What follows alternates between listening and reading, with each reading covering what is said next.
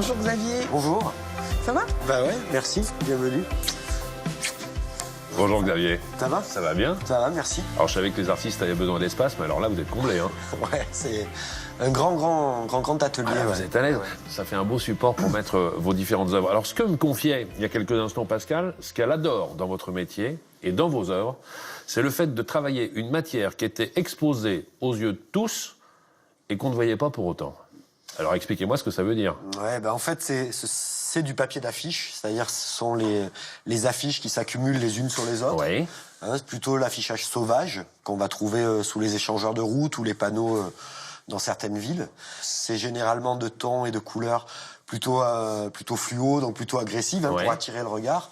Et moi j'ai découvert qu'au dos de cette matière, sur le verso, donc en fait, les tons étaient à l'opposé même Ah, ça, c'est de ces l'arrière. couleurs agressives. Voilà, c'est Je peux l'arrière. me permettre d'en prendre un bout bien comme sûr, ça regardez, ouais. En même temps, je fais un peu de lecture. Oh mince!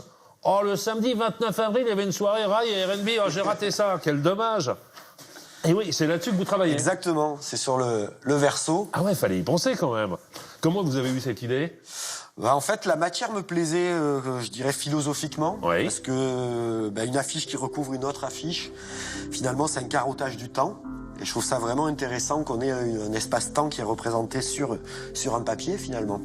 Donc j'ai arraché des morceaux de ce papier-là, et je me suis rendu compte que finalement, je préférais le verso au recto. Alors votre parcours pour justement savoir maîtriser le dessin comme ça, c'est quoi? Donc j'ai toujours dessiné.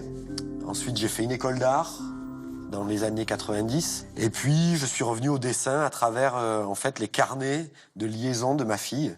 Voilà, quand elle était tout enfant. Et l'école demandait un carnet de liaison sur ce qu'on faisait les week-ends. Les carnets de correspondance, c'est ça? Exactement. Et moi, je faisais des petits dessins pour illustrer ce qu'on avait fait dans le week-end. Et là, on s'est dit, mais tiens, il se passe quelque chose dans ce dessin. Et puis, je me suis remis au dessin, finalement. Et doucement, j'ai agrandi la taille. Alors Pascal, vous, l'artiste que vous êtes séduite, bien sûr, par le travail de Xavier. Qu'est-ce qui vous parle? Qu'est-ce qui, à un moment donné, vous émeut dans ses réalisations? Bon, j'adore le support, mais j'adore aussi son trait de crayon, de stylo, pour être plus précise. Alors, je vois que l'univers animal, il est très représenté. Il y a un tigre, il y a un requin, il y a les ours, il y a un gorille, un éléphant, il y a plein de choses. Comment vous avez eu envie de plutôt thématiser justement vos réalisations sur les animaux? Donc pour moi, il y avait une logique entre le temps qui passe, la société de consommation et principalement les animaux qui, eux, sont en voie de disparition et qui subissent, je dirais, entre guillemets, nos aléas. Est-ce qu'il y a eu déjà une évolution sur les techniques que vous utilisez sur...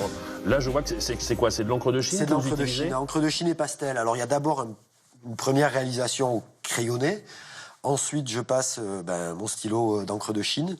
Et ensuite, pour encore lisser un petit peu tout ça, je mets un dernier passage de pastel gras, pastel noir. Je vois que vous êtes en train de développer autre chose. Là, c'est vraiment l'effet de matière que vous êtes en train de travailler. Là, justement, quand je parlais de stratification du temps qui passe, je pense qu'on est tous constitués, en fait, de tranches de temps qui passent.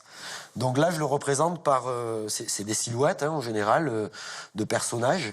Et voilà, qui montent en montagne. Donc on est à la fois dans l'île, dans la montagne, dans le paysage, mais on est dans le corps et cette stratification qui fait que nous sommes temps qui passe, quoi. Voilà. Écoutez, moi, je suis ravi parce que j'aurais passé pas mal de temps avec des artistes. Pascal, tout à l'heure, Gérald, et vous maintenant, Xavier, bravo pour le travail que vous effectuez ici. Merci en tout cas à vous deux. J'étais ravi de vous rencontrer et merci pour cette belle carte blanche, Pascal. Merci.